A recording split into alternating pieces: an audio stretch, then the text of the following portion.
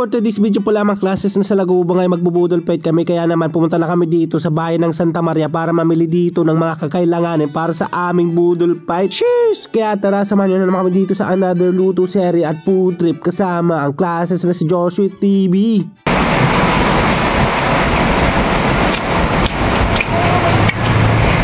Araw nga ay naaya ako dito ni Jomar ni Tropa tapos ni Paloy para naman mamalengke dito sa bayan ng Santa Maria. Napakalakas nga ng ulan dito kaya naman medyo bana dito sa Santa Cruz. Usual, mamamalengke nga pala kami dito ng aming mga lulutuin tapos isasangkap sa aming budol fight mamaya. Pero a few minutes nga pala ay nandito na kami sa bayan ng Santa Maria. Kaya lang pala namin yan ipaparking sa may likod ng palengke. Talagang nagpapaulan pa, in-game na in-game tong dalawa. Pagkadating nga pala namin sa palengke agad na kami dito nakakita ng sitaw tapos ng sigarilyas. Pwede lang ata pala kami dito ng tatlong guhit ng sigarilyas o pagulong tapos dito si Tropa napakalupit ng gupit. Process food na nga lang kasi nakakain namin dito wala nang gulay tapos bumili pala ako dito ng alamang tapos si Jomari bumili dito ng isang tulingan. Tapos bumili pa kami dito ng karne na halagang 2 kilo. Siyempre maulan kailangan natin dito yung lumalaban. Oops! Pasamahin mo na. Wala bang dagdag yan konti? Nakablog yan, nakablog. Kulangan mo pa si ate porket vlogger ka ha. Aray ko, bumili na rin pala dito ng isang tali ng okra si Jomari. Tapos kumuha pala ako dito ng nyog, talaga yung piling-pili na panggata natin para all goods. Masarap nga ang nilaga pag nilalagyan ng saging, kaya naman bumili na kami dito ng saging na saba. Alam mo naglakad na nga din pala kami dito ng Europa papunta sa parking at nagbayad na nga din pala kami dito ng 20 pesos para sa parking fee. Pili nga pala namin dito sa apartment na bayagadagan namin nilinisan dito yung tulingan. Abad na nga din pala namin dito yung mga gulay na aming nabili para naman mawala yung mga budget niya. Nagpuputol na nga din pala dito ni pala yung sitaw sa maikling piraso. Luwas ko na nga din pala dito yung sili, talaga namang all goods yan mamaya. Tapos dito yung karne ay pinag-iwa-iwa na nga din pala pang laga natin. Siyempre pag nilaga may repolyo yan pang last bite. Siyempre nilaga may saging dapat yan para masarap. Para naman sa ating pang sahog sa ginataang sigarilyas ay pinag-imay-imay nga pala at prinito namin dito yung tulingan. Nag-iwa-iwa na nga din pala tayo dito ng mga condiments. Siyempre para magandang vlog may commercial. Wala kahit na alam ko na ang puso mo.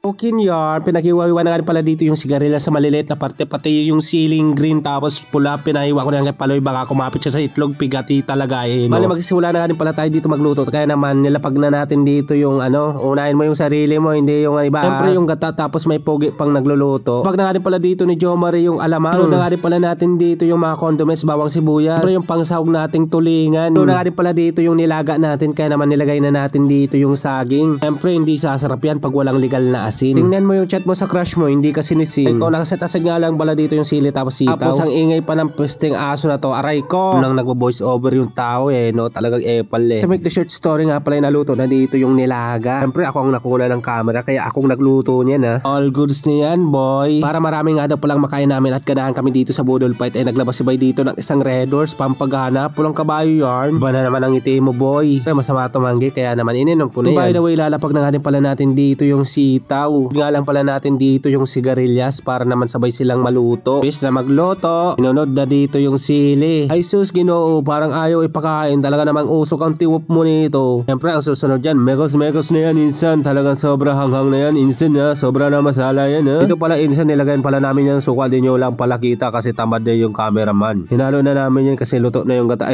yung suka. Luto na nga din pala dito yung ginataan nating gulay kaya kumuha na kami dito ng daon ng saging insan. Cute ko talaga insan. Siyempre nasa exciting part na tayo insan, may isang pirasong manok pa dyan tapos yung chowpan. Puto pala kami dito ng chowpan kasi may tirang kanin sayang tapos giniling. Serving na nga din pala tayo dito ng ating ulam na talagang uusok ang tiwok mo. First bite ni Ropa talaga namang nauna na siya. Si Jomari ay nagsiset up dito ng live niya sa Facebook, Libraries Yarn. Yung sinasabi kong napakasarap na sama ng tropa, yung budol fight tapos inom konti, hindi yung pag-usapan yung buhay ng iba. Aray ko sa'yo, mapapahigop na lang talaga ako dito ng mainit na sabaw na talagang napakasarap. Ali tagaktak na nga din pala dito ang pawis ni Ropa tapos dito si Paloy isa din. Ali si Bay tapos si Jomari tapos ako lang palang tumatagal dito sa sili. Si Ayaw na nga palang iba at ako na lang natira. Pero sa tingin ko hanggang dito na lang din tayo mga classes na sa Lagubang champion.